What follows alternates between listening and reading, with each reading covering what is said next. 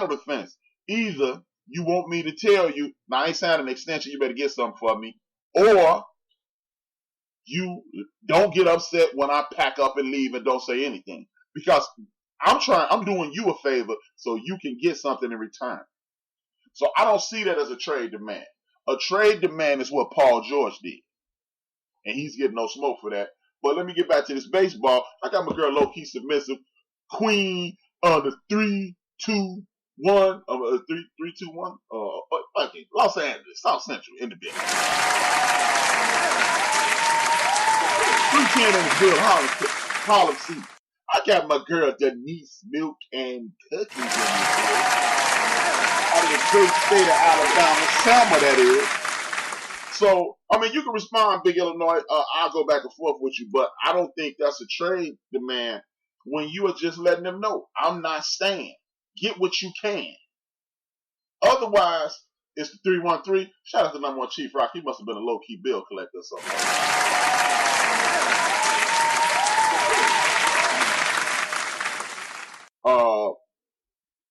I don't see that as a trade demand because I'm trying to do you a favor. I'm doing you a courtesy. But he tied their hands together with the team he wanted to go to. Yeah, he did. But look at the haul they got back for him. They got two lottery picks, another solid player, and it worked out for him. But hey, but you know what? With that being said, Big Illinois, here's the pushback I give you. Then should they just not say anything?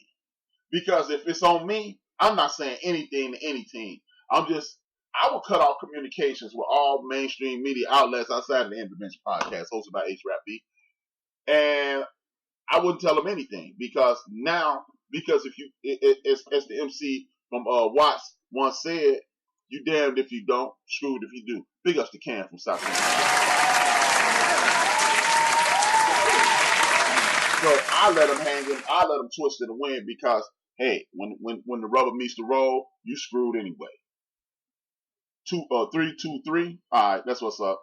All right, I got my cuz low key just correct. 310 in the building. 3 times 10 in the building. Harlem, baby. Y'all don't know nothing about that. But with that being said, they have no issue with trading for the last 49 years that I know of. They had no issues with trading, moving players around, doing what they had to do, getting rid of people. Von Hayes back in the late 70s, early 80s got traded for 5 players. They did what they wanted to do. I got my girl Tree Naturals in the building.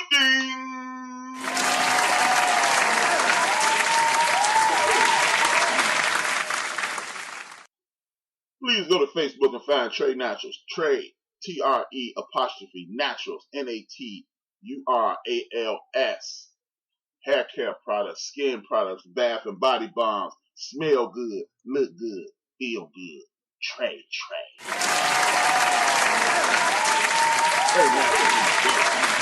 But like I was saying, but you don't see these media types. They're excited. This is the most exciting time of the year for baseball.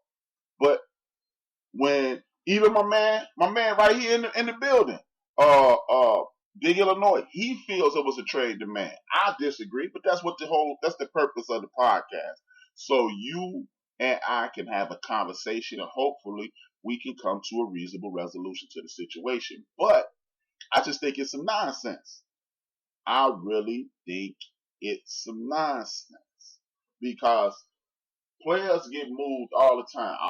Anytime somebody start tripping about trade demands or something like this, I harken back to the year when LeBron James left the Cleveland Cavaliers and everybody went back caca. Everybody went back caca. And they traded.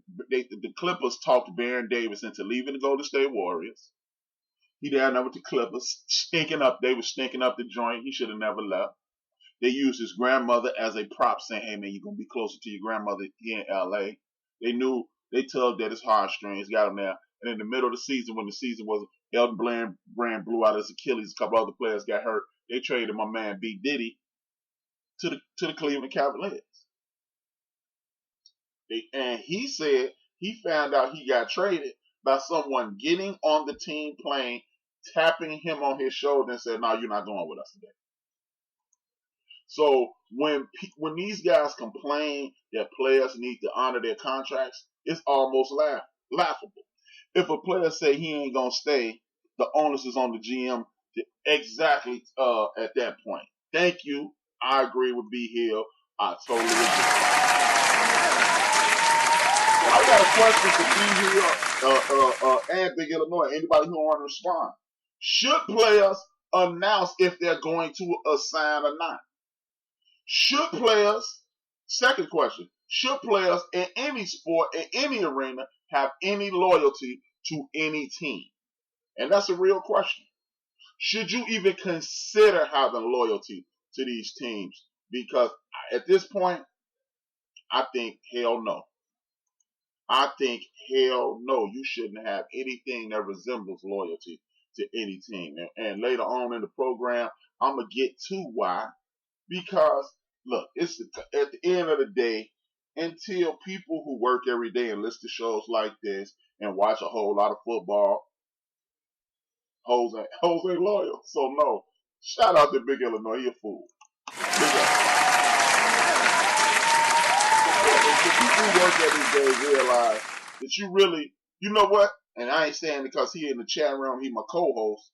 Until you get to the point where you are just rooting for clothes and anybody can be your favorite player, then you cool. Because like Rocker roots for the Yankees, the Knicks, the Giants, the Rangers, no matter who's in the jersey. And that's what we have to do. We have to realize we have to remove us that it's up to us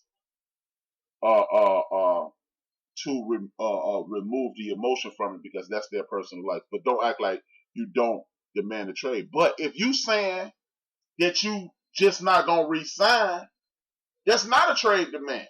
Now, at the end, towards the end, Big Illinois, I can see your point when you say, "Hey man, but he said he was only going to LA." Those are demands. But when you just make the statement, "I ain't re-signing with y'all. Do what y'all got to do." But see, again, this is the problem, in my personal opinion, with these athletes. And baseball players and Kawhi Leonard have figured it out. Stop talking. Because when you stop talking, then I ain't re-signing and I ain't saying nothing. You know, look, do like LeBron James did for all those years. I'll let y'all know at the end of the year. If he's a star player on my team, hell yeah. Be loyal. Shout out to be here. That's what's up, man. That's what I'm talking about. Be selfish. But that's the whole point of being a fan, being selfish. Like, again, when you don't like a player on another team, if you don't like another team for team and competition purposes, I lock arms with you. It's these people that be acting like these dudes gonna come on their block later on tonight and have a bit with them and owe them $5. I mean, I can't stand that motherfucker. Come on, bro. You don't know him. And the other, and then tell the other organizations where how to get the resources.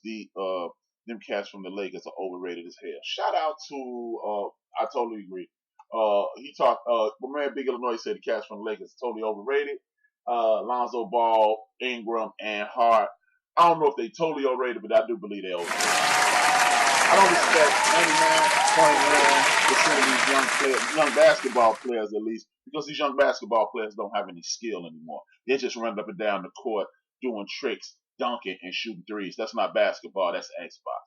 LeBron played it the right way. I totally agree with Big Illinois. Big Illinois participated in the debate, man. He must, his boss must be sick. Y'all know Big Illinois work at the county jail.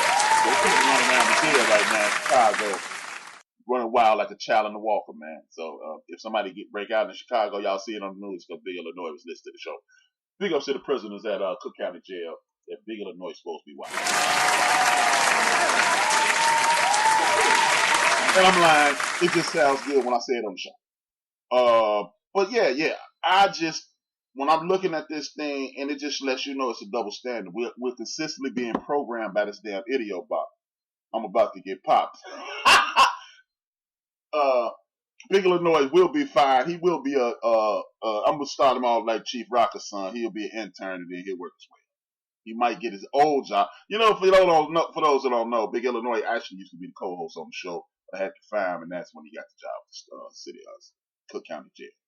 But you got to start off at the bottom. You don't start off where you used to be. You used to be a co-host. You're gonna be an intern. Then you could be you might just start off at gopher. You might even be an intern. Gopher, intern, and then personality on the show, and then you move your way up. Big Illinois, Kuzma, and Ball got high ceilings. I don't like, but you know what? That bum Kuzma still is he with LA, Brian Hill. I see if they all work on their weaknesses. I don't, you know what, Brian Hill, man, if you don't mind, man, if you get a chance, man, call 773-797-2409, 773-797-2409.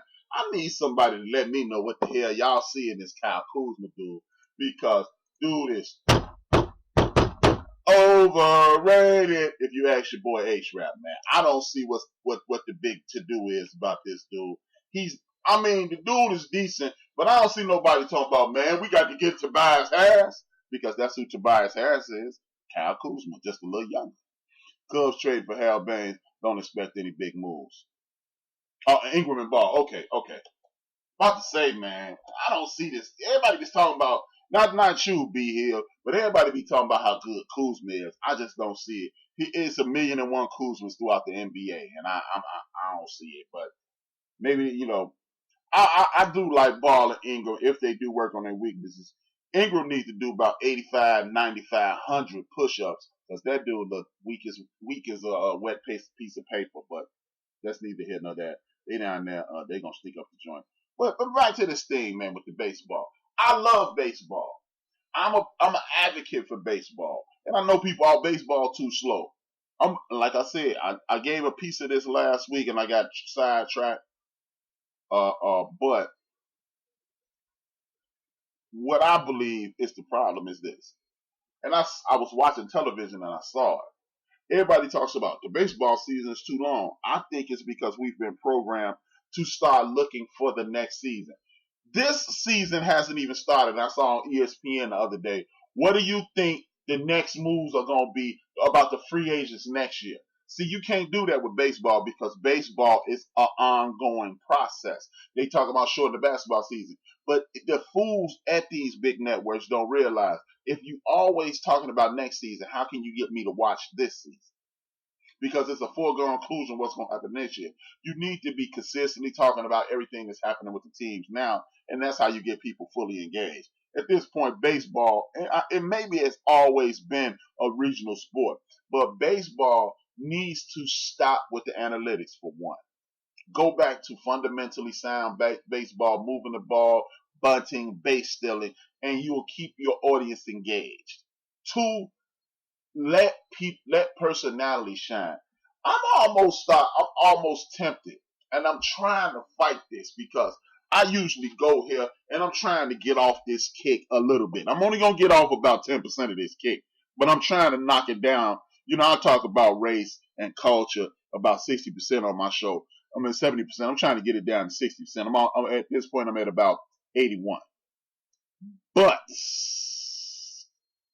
I'm starting to believe that baseball is just pure racism, because they use dog whistles in baseball too much. Well, what we deem as dog whistles today, there's no place for behavior like that in this game. Behavior like what? You mean to tell me I spent hours upon hours getting nutrition? I spent days, hours and days and months getting my health right. I spent hours at this batting tee, getting people to hit balls to me. I do all this practicing, and I strike somebody out, or I hit a home run. I can't be excited about that.